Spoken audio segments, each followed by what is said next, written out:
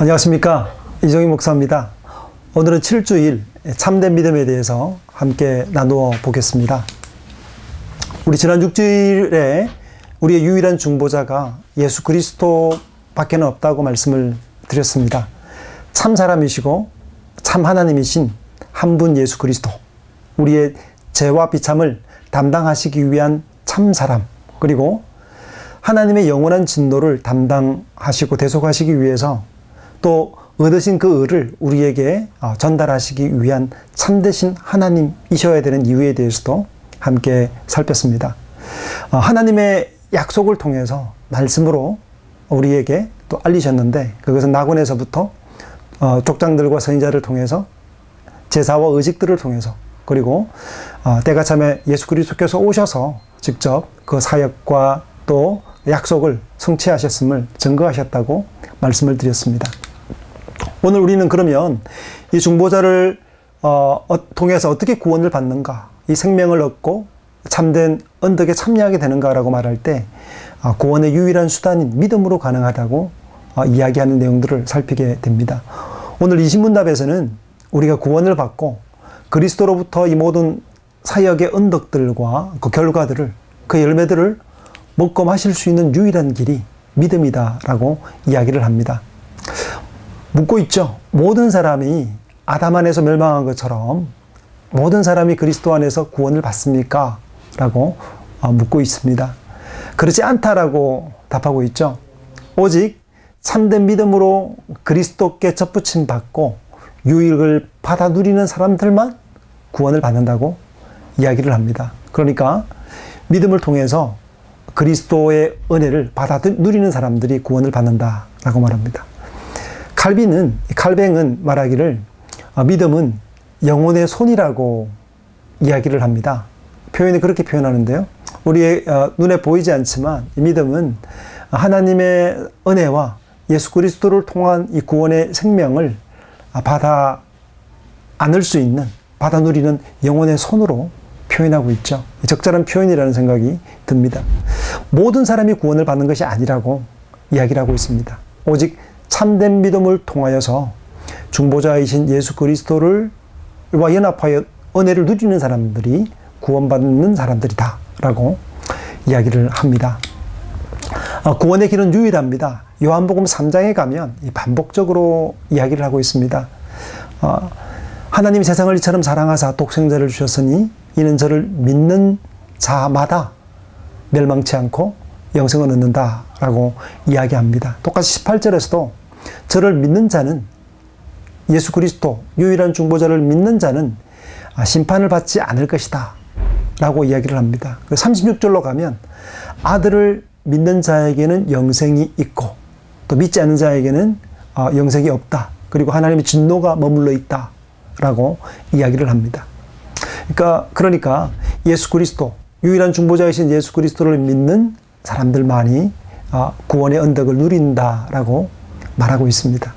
슬프게도 많은 사람들이 이 예수 그리스도의 복음과 이 중보자이신, 유일한 중보자이신 예수 그리스도의 복음을 믿지 않습니다. 안타깝게도 믿지 않음을 통하여서 멸망하게 되고 또 구원과 영원한 생명을 얻지 못하는 길을 갖고 있는 것을 우리는 보게 됩니다. 다른 길이, 세상 어디를 찾아보아도 다른 길이 없는 것이죠. 왜 오직 믿음이라고 표현할까요? 솔라 피데라고 표현하는데요. 왜 오직 믿음일까요?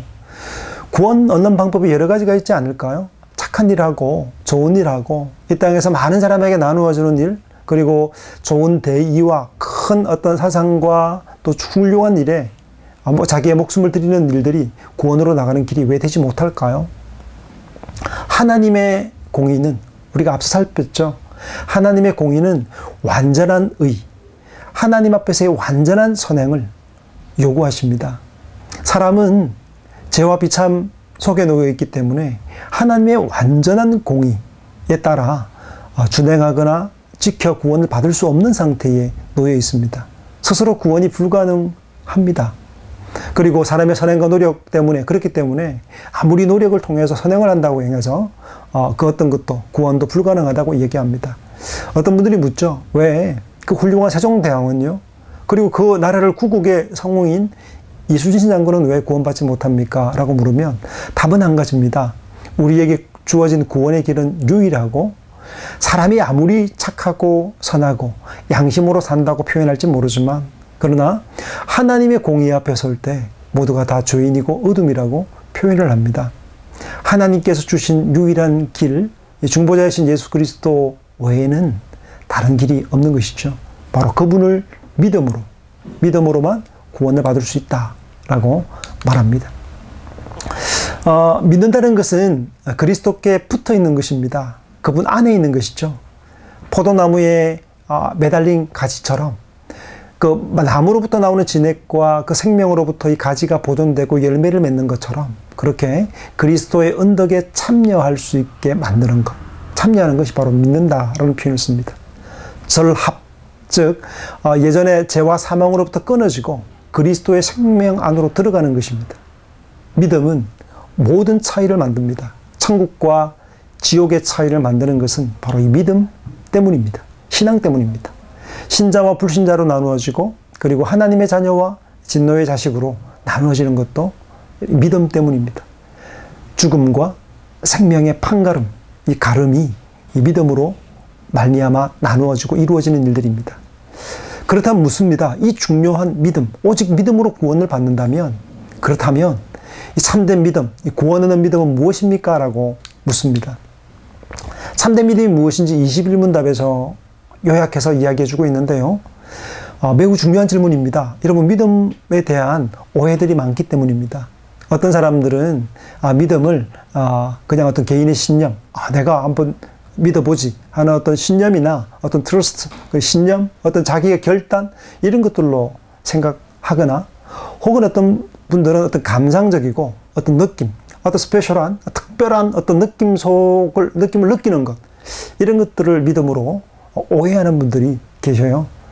그러나 오늘 교리문답에서 믿음을 정의할 때 이렇게 정의합니다. 하나님의 말씀을 통해서 계시하신 진리의 말씀에 대한 확실한 지식. 믿음을 두 가지로 설명하죠. 하나님의 말씀에서 우리에게 알려주신 그 모든 약속에 대한 모든 지식이라고 얘기를 하고 있고요. 그리고 용서와 의로움과 구원을 은혜로 우리에게 주시는 오직 그리스도의 공로로 주신다는 것에 대한 견고한 확신이라고 이야기를 합니다. 그러니까 참된 지식과 그 약속의 복음에 따라 구원받을 것을 마음으로부터 신뢰하는 것, 이 두 가지로 표현하고 있습니다.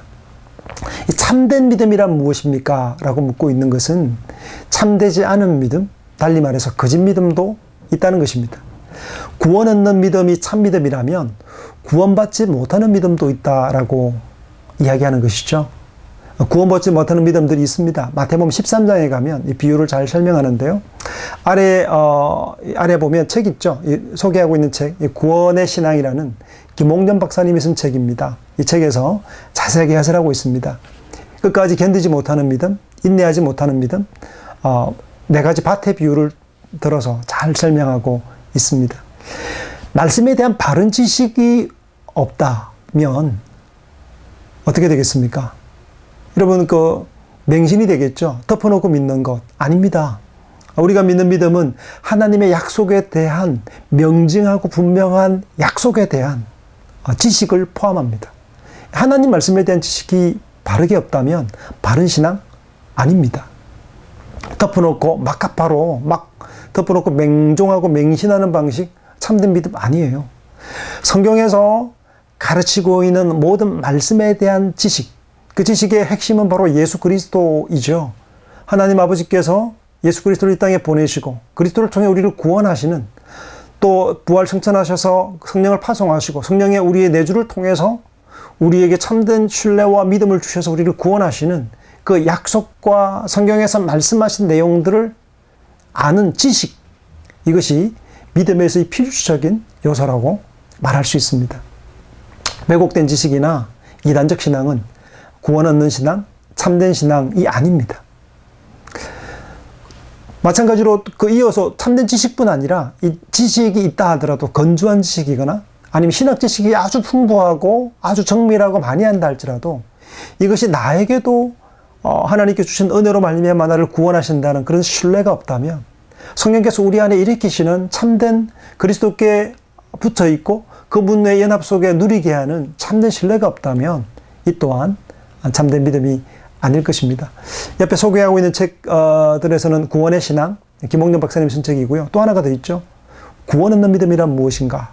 존 메가더 목사님 쓴 책인데 참조해 보시면 좋겠습니다. 믿음은 선물입니다.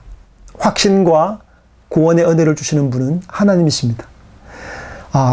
다른 사람에게 구원과 은혜와 의를 주시는 것뿐 아니라 바로 나에게도 그러한 은혜를 주셨다는 것, 그리스도를 통해서 나에게도 그러한 은혜와 생명과 구원을 주셨다는 것을 믿는 신뢰, 이것이 참된 믿음이라고 할 수 있겠습니다.